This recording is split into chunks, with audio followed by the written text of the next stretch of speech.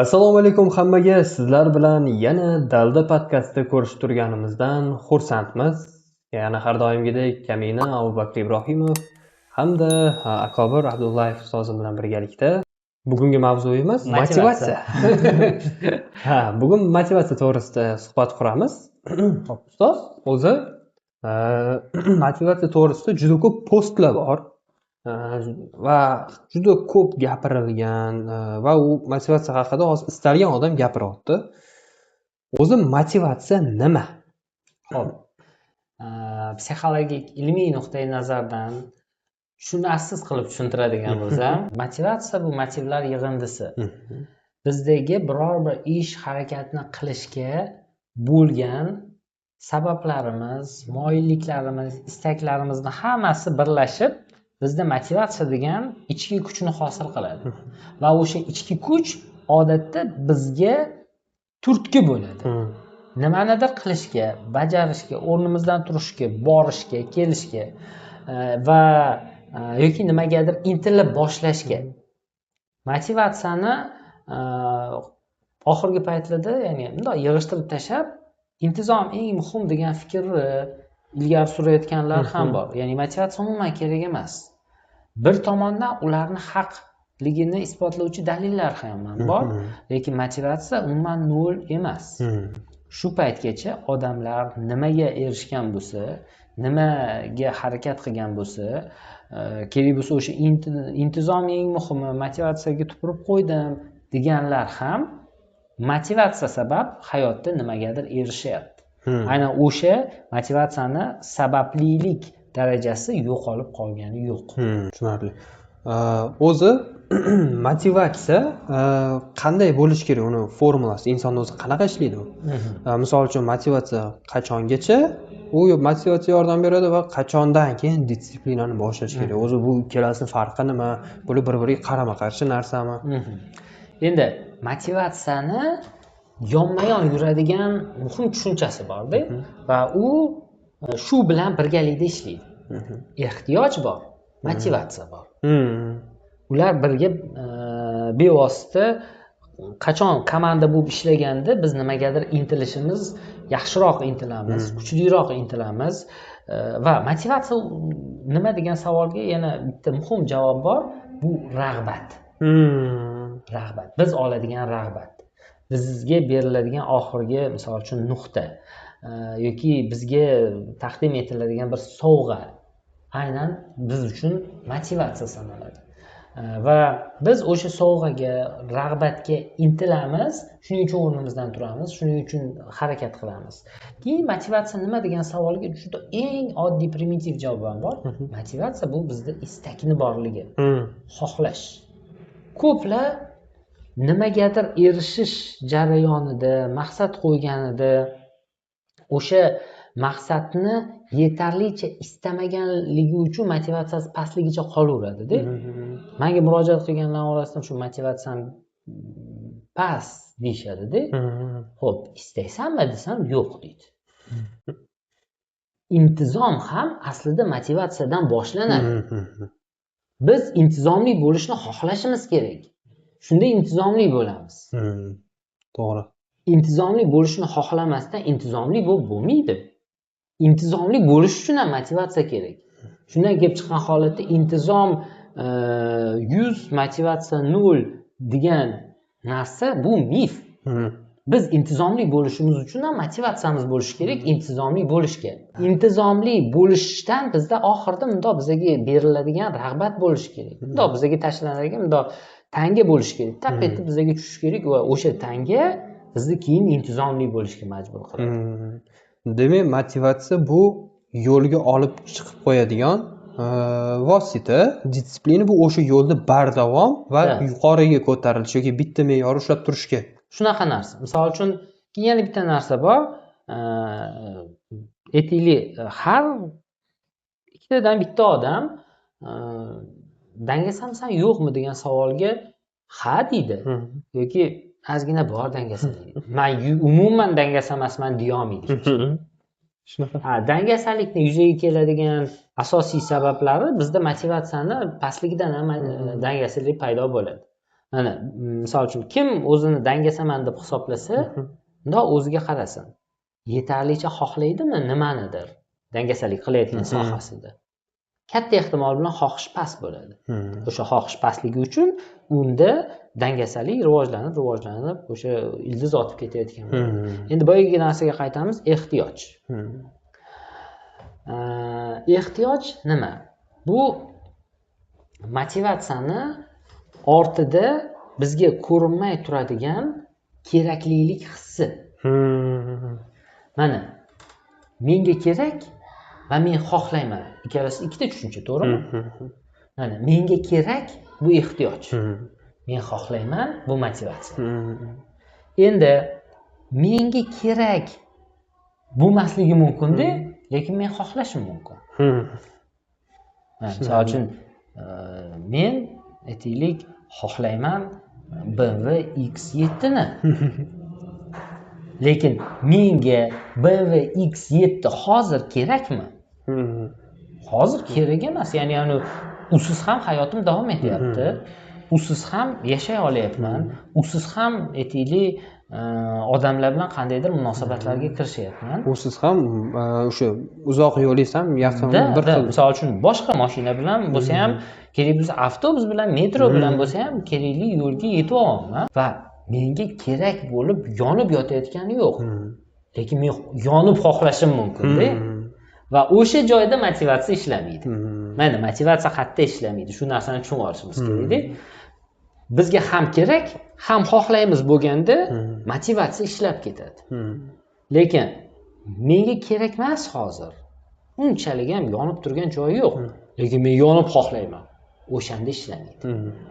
Sportchilar misolida tushuntiraman. Sportchiga hozir chempion bo'lish kerak emas-da. U ichidan keraklilik hissi bilan yonayotgani yo'q. Lekin u xohlayapti shuncha. Oxirgi nuqtasini, bu oltin medalni bundoq taqib, shohsupaga bundoq chiqib yoki bundoq kamarni taqish jarayonini xohlayapti. Lekin unga kerak bo'lib yonib turgani yo'q. Shuning uchun undan motivatsiya yetarli emas bo'ladi. Ya'ni o'sha medal taqishgacha bo'lgan yo'lni u xohlamayapti, to'g'rimi? Da. Endi aynan motivatsiya xohish masalasini alohida tahlil qiladigan bo'lsak, biz aslida nafaqat oxirgi nuqtani, balki yo'lni ham xohlashimiz kerak-da. Yo'lni xohlamasdan oxirgi nuqtani xohlaverganimiz bilan motivatsiyamiz bizni yondiradigan motivatsiya bo'lmaydi. Proses. Endi yo'lni xohlash ehtiyojga bog'liq. Ehtiyoj bizdagi keraklilik hissi. Menga kerak degan savol shunaqangi bizni bundoq avtomatik chalg'ituvchi narsalardan shundoq xalos qilib qo'yadigan darajaga olib keladi. Mana, misol uchun aytaylik, siz kecha ertalab ovqatlanmagansiz. Kecha tushlikda ovqatlanmagansiz, kecha kechqurun ovqatlanmadingiz va bugun ertalab ovqatlanmadingiz, bugun obedda ham ovqatlanmadingiz-da va sizda hozir eng katta ehtiyoj nima bo'ladi? Ovqat yeyish, ochlik hissi. Mana to'xtatish. Ovqat yeyish xohish bor, ehtiyoj bor. Endi bu ikkalasi siz hozir nima edi, mana bu yerga bunday ovqat qo'yadigan bo'lsa, ayni yerga bir yirtqich bir hayvon qo'yadigan bo'lsa, yirtqich hayvonni ham nimadir qilib tashlab ovqatni olib yeydigan holatga kelasiz-da. Ya'ni sizda shunaqa kuch topiladi. Bu nima? Motivatsiya. Bu intizom emas. Yo'q joydan keladigan kuch motivatsiya orqali yuzaga keladi. Shuning uchun oxirgi payt deganim o'sha intizom hamma narsani hal qilib beradi degan fikrni yoniga vatan uchun motivatsiyani qo'yib qo'yaverish kerak. Ya'ni yonma-yon yuradigan narsa, ya'ni bir-biri mexanizm. Birgalikda ishlaydi. Bir-birini qismi. Ya'ni ular bir-biridan ayro emas. Men faqat intizom bilan hamma narsaga erishganman degan odamni yolg'onchi bo'ladi. U odamni o'sha intizomli bo'lish istagi bo'lgan. O'sha intizomli bo'lishni xohishi bo'lgan va uni ehtiyoji bo'lgan kuchli. Shuning uchun u intizomli bo'lib ketgan. Va o'sha qilgan intizomi natijasi nima bo'lishini bilgani uchun-da. Ya'ni natija nima kelishini bilgani uchun ham intizomli bo'lgan. Misol uchun o'sha istak degan narsa ayrim holatda orzu deymiz, ayrim holatda niyat deymiz. ayrim holatda bir ixlos deymiz, o'sha narsani bir ichki istagi, hammasi bir biriga yaqin tushunchalar. Shundan kelib chiqqan holatda demak ehtiyojni ham o'zimizda shakllantirishimiz kerak agar bizda nimagadir motivatsiyani oshirish kerak bo'ladigan bo'lsa. Va biz o'zimizga chunki biz miyani alday olmaymiz. Ayniqsa shunday vaziyatlarda bundoq qaraydi miya ehtiyojini qondirib turibdi-ku. Qorni och emas, usti but, yana nima kerak bunga deydi-da. Lekin nima uchun aytaylik, endi bu nima desa bo'ladi, mif. Bundoq sharoit yo'q joylardan juda kuchli sportchilar chiqadi. Unchalik sharoit yo'q joylardan juda kuchli sportchilar gohida yetishib chiqadi. O'sha kuni siz bilan muhokama qildikmi? Siz futbolni yaxshi bilasiz, anaqa Yevropani u qaysidir bir burchagidan chiqib top klublarni yutib tashlayotgan bitta futbol komandasi bor ekan. Bujoglimt. Xo'p, u qaysidir o sovuq yeridan Bujoglimt va u oxiri Sportingga yutqazdi. Buni o'z sabablari bor, lekin bu yo'lgacha Manchester City'ni yutdi. Inter dog'da qoldirdi adashmasam, Barselonani ham yutdi adashmasam. Endi qarang, klublarni bo'ldi, yetadi mana Manchester, Barselona, Inter yana nima kerak? Shu. Adashmasam shu jamoalar. Endi misol uchun bizani bironta klub shu top klublardan birontasini yuta oladimi? Oliy ligadagi. Hamyurtimizga ishonaman. Kommentariyada yozinglar. Endi lekin ustoz bitta narsani aytish kerak. Bizani O'zbekiston Venesuelani yutib, yaqinda chempion bo'ldi. Ya'ni FIFA seriyasida. Anaqani ham Gabonni ham yutdi. Gabonning mashhur o'yinchisi Abumeyang degan o'yinchisi bor. Endi u o'ynamadi, o'sha davlatdan chiqqan o'yinchi. Bizni va jahon chempionatidagi qur'amizda Portugaliya bor, Kolumbiya bor. Kolumbiya bu Argentina, Braziliya bilan tashashadigan jamoa va Venezuela ana shu uchala jamoa bilan tashashadigan jamoa va biz o'shani o'yin durang bilan tugadi, nursiz tugadi. Ammo o'yinda shunaqa zo'r bo'ldiki, biz ani to'laqonli himoyaga o'tib bir nima qilib emas, o'ynab yutdik. Sxema bilan. Ya'ni rivojlanish bor. Endi okey. Men milliy terma jamoa haqida gapiryapman. Oliy ligadagi, professional ligadagi klublar haqida gapiryapman. Endi lekin gap saviyada ham emas-da, gap tajribada, fikrlashda, to'g'ri, u ham fikrlashda.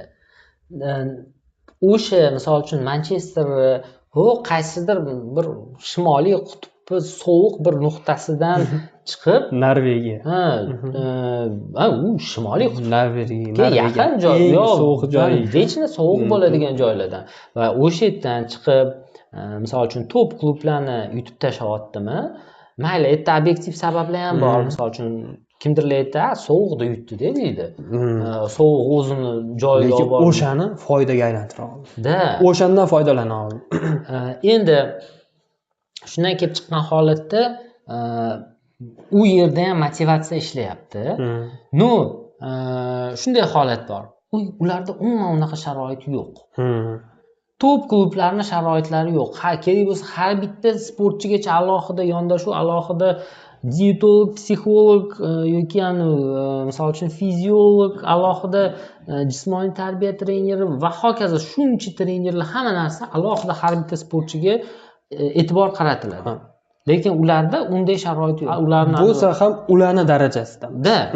Shunaqa. Endi mana misol uchun sharoit yo'q joydan top klublarni yutib tashlayotgan bitta klub paydo bo'lyapti.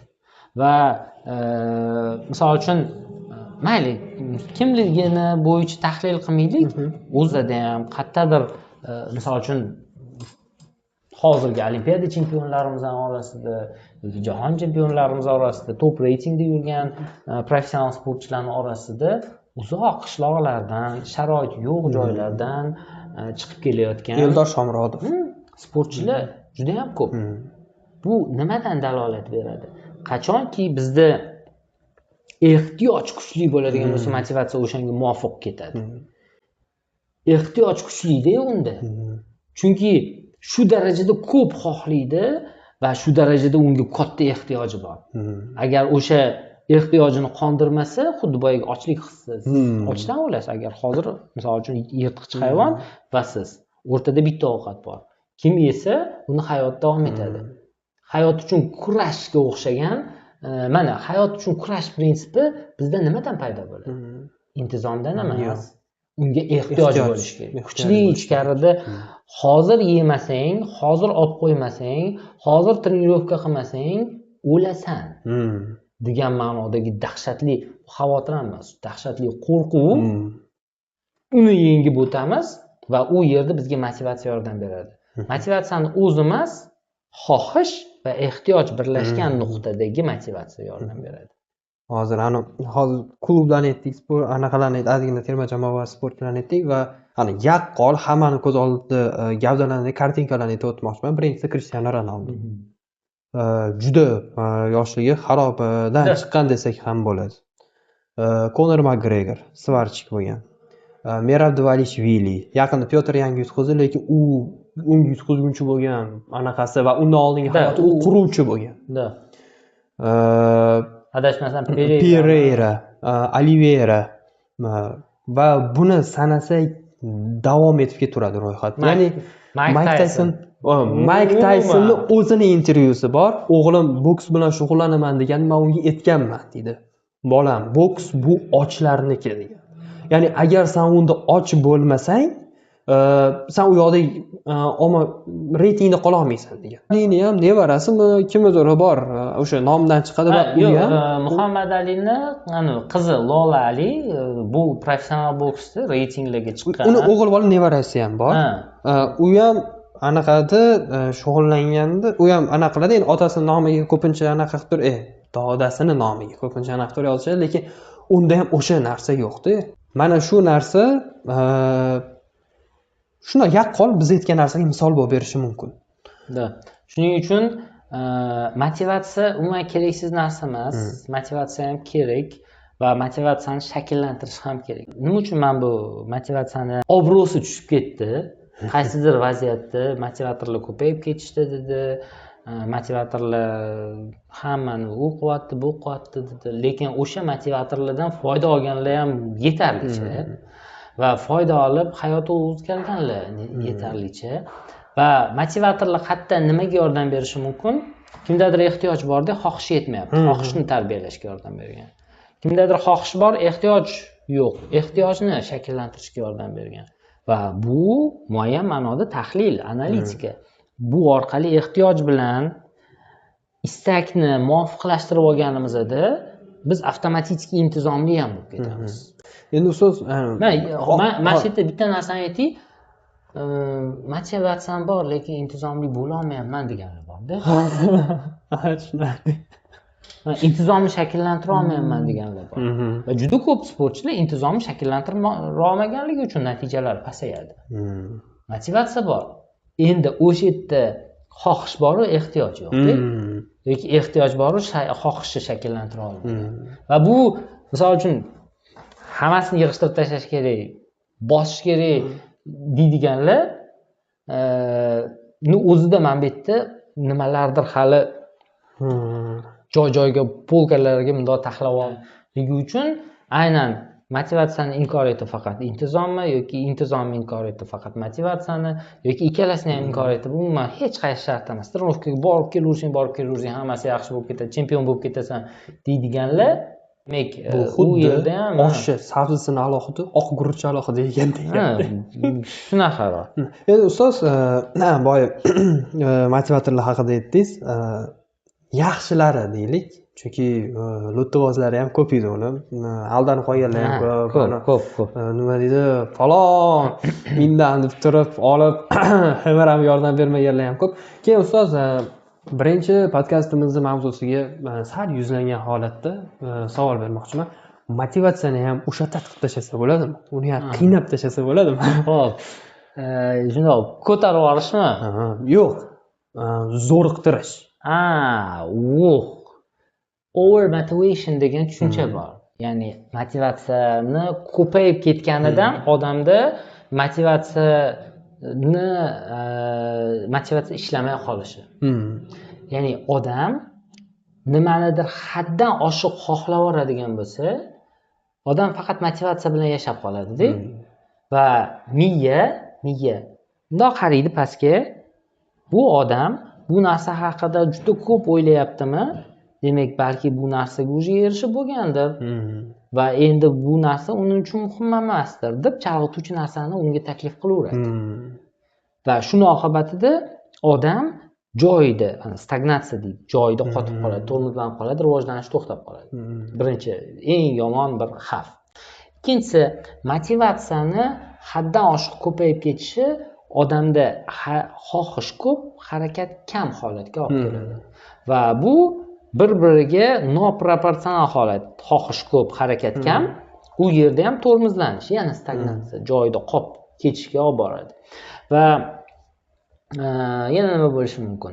Motivatsiyani o'sha over motivation, motivatsiyani haddan oshiq ko'payishi bizni yana bitta chalg'ituvchi faktorga aylanadi. Biz o'sha xohishlarimiz bilan ajoyib xayolparast kinosi bor. O'sha ajoyib xayolparast kinosi motivatsiya haddan oshiq ko'payib ketishi bilan bog'liqda.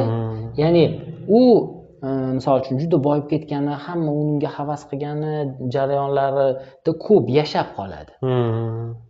Va o'sha hayoloti tufayli bugungi kuni xarob bo'laveradi. Bugungi kunidagi uni munosabatlari yomonlashib ketaveradi. Hattoki o'sha xotini, eng yaqin do'stlari bilan munosabatlari yomonlashib ketaveradi. Aynan yoki farzandlari, bir jiyanlari bilan munosabatlari yomonlashib ketaveradi. Aynan bu jarayonda motivatsiya bilan yashab qolish, over motivation, motivatsiyani haddan oshiq ko'payib ketishi oqibatida bo'ladi.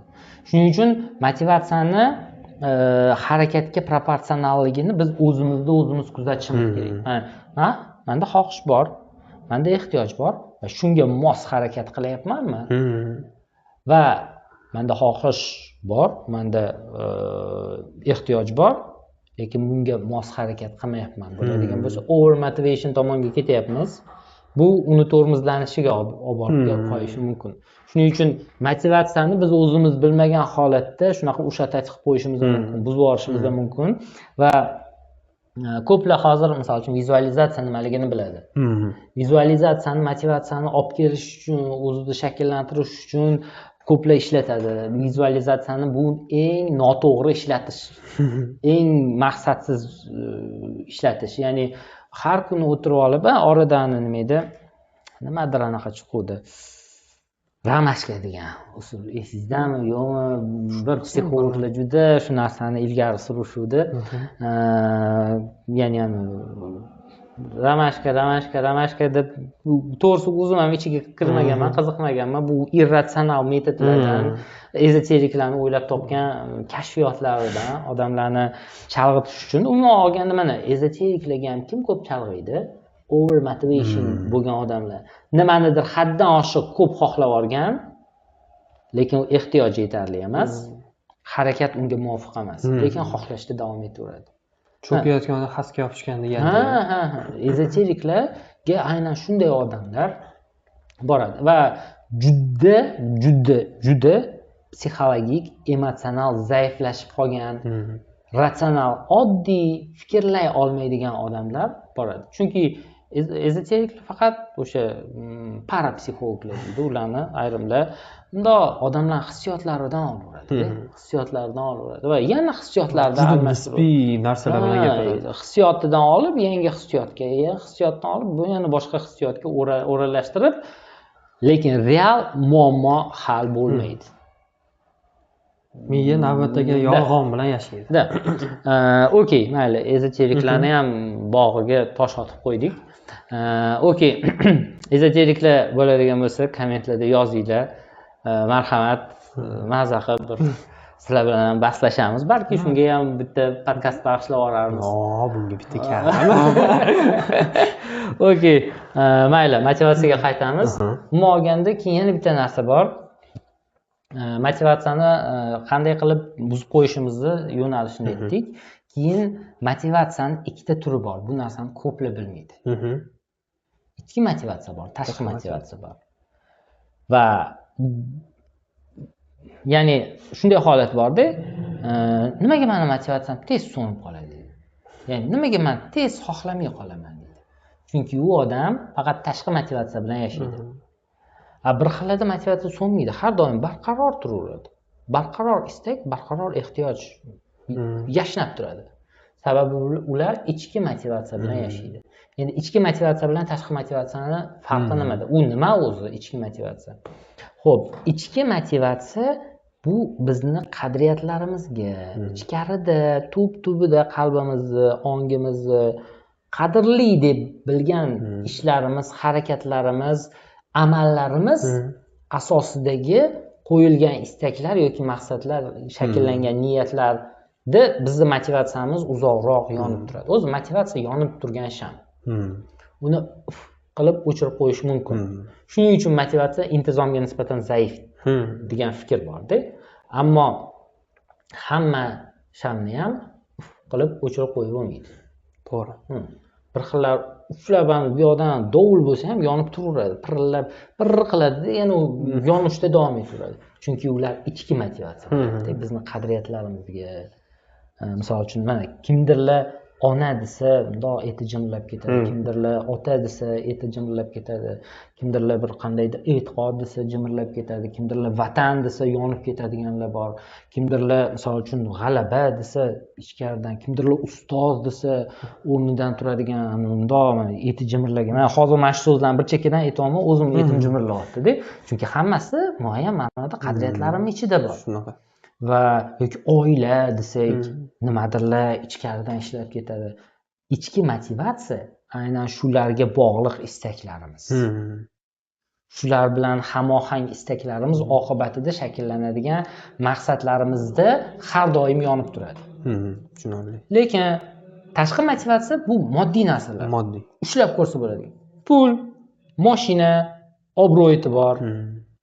Obro'-e'tibor ham bu vaqtda kimnidir qadriyatiga urib ketgan bo'lsa, bu ham ichki motivatsiyadek gohida ishlaydi, lekin bu ham moddiyat bilan bir xil narsa. Demak, moddiy narsalar bu tashqi motivatsiya. Odatda o'shanga shundoq erishganimizdan keyin o'sha kunni o'zida уже bizni yoqib turgan narsa yo'qolib qolgandek bo'ladi. Bugun misol uchun agar kimdir iPhone ishlatsa, o'shani birinchi marta qo'lga olgan vaqtinglarni eslanglar va hozirgi holatinglarni eslanglar. Oldin olganinglarda qanaqa uslub uchun wow bo'lgan, iPhone oldim, wow. Zo'r, lekin hozir обычный telefon, как обычный. Siz undan birinchi olganingizdagi hissiyot bo'lmaydi. Va birinchi olish u yoqda tursin, biz qiyoslashimiz kerak olmagan va olgan holat. Olmagan bilan olgan holat shunday yer bilan osmoncha farqi bor. Lekin olgandan keyin hayot bir xil hayotga aylanadi. Ya'ni mana bunaqa holat borda, ya'ni misol uchun iPhone olishingizdan oldin va iPhone olganingizdan keyin yer kurrasi bir xil aylanadi. Shunaqa. Moddiy narsalar hammasi shunaqa ishlaydi. Yoki misol uchun mashina olsam, men boshqacha bo'lib ketaman deydiganlar, mashina olgandan keyin ikkinchi kundan boshlab odatiy eshikni qarsillatib yopib boshlaydi. Uzoq bir oy deydi. Uzoq bir oy bundan yog'iga o'tmaydi. Shundan kelib chiqqan holatda moddiy narsalar motivatsiya bo'lib beradi. Gohida kuchli ham motivatsiya bo'lishi mumkin, lekin ko'p yonib turmaydi. Ko'p odamga quvvat bermaydi. Motivatsiya bu quvvat. Zo'r quvvat. Odamda mana misol uchun o'ta ketgan dangasalar odatda shunchaki o'rnidan turib bir ishga kirisha olmaganligi uchun dangasalar bo'ladi va shuning uchun ular intizomli bo'la olmaydi. Lekin intizomli odamlarni o'rnidan turishiga, intizomli bo'lib boshlashiga bitta motivatsiya sabab bo'ladi. Bitta kuchli rag'bat sabab bo'ladi.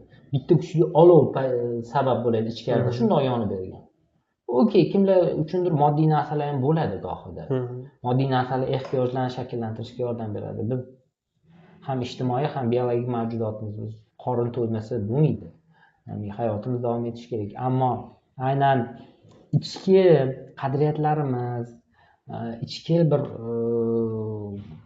hissiyotlarimiz, qadrli hissiyotlar, qadrli tuyg'ular bilan bog'liq motivatsiya uzoqroq yonadi, odamni uzoqroqqa olib boradi, chidamliroq, sabrliroq, bardoshliroq, intizomga ham chidamliroq qiladi. Noqulayliklarga chidamli, stresslarga chidamli qilib qo'yadi. Shuning uchun aynan motivatsiyani oshirish xohlasangiz, mana shu yerda birdan tavsiya berib ketamiz.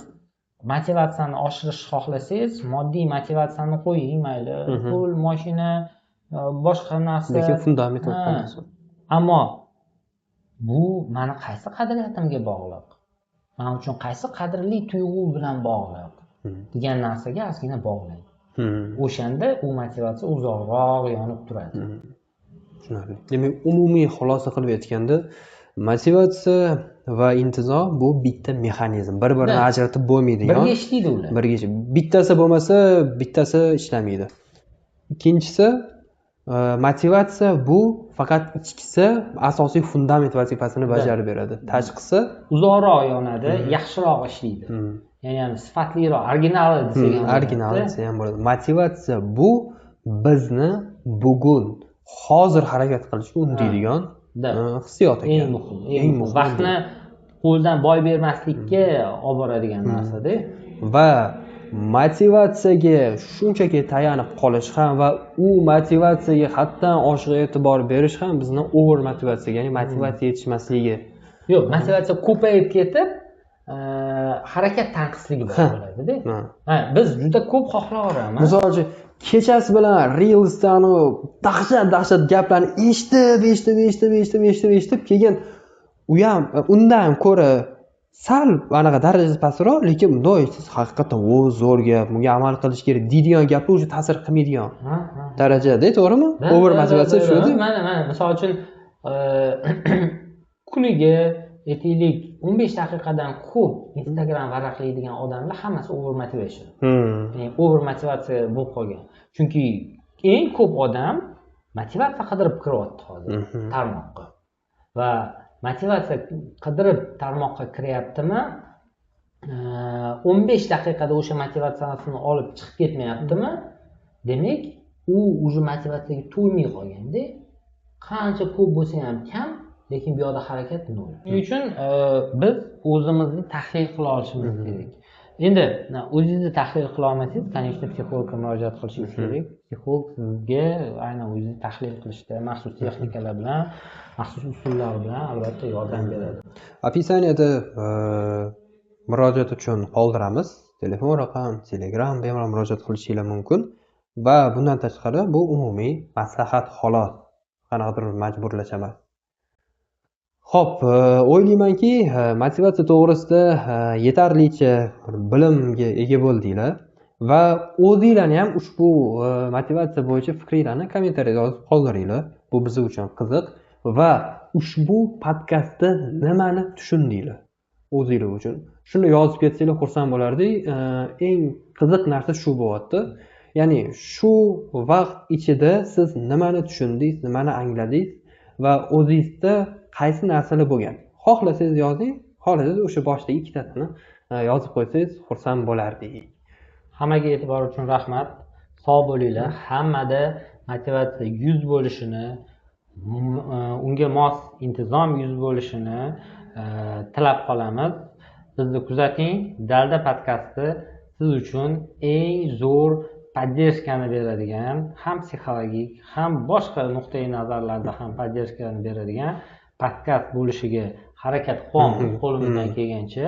Va siz ham agar shu ishimizni bir foyda olayotgan bo'lsangiz, bir kichik bir nuqta bo'lsa ham, nuqtachalik bo'lsa ham o'ziga foyda olayotgan bo'lsangiz, sizdan iltimos qilamiz. Albatta like bosing, podдержка, kommentariyalarda fikrlaringizni qoldiring va yaqin aynan shu podkast kimga qiziq bo'lishi mumkin bo'lgan bo'lsa, o'shalarga, gruppalarga, do'stlarga, hammaga yuborib qo'ying. Albatta. Siz ham bizga dalda bo'ling. Rahmat kattakon. Sog' bo'ling.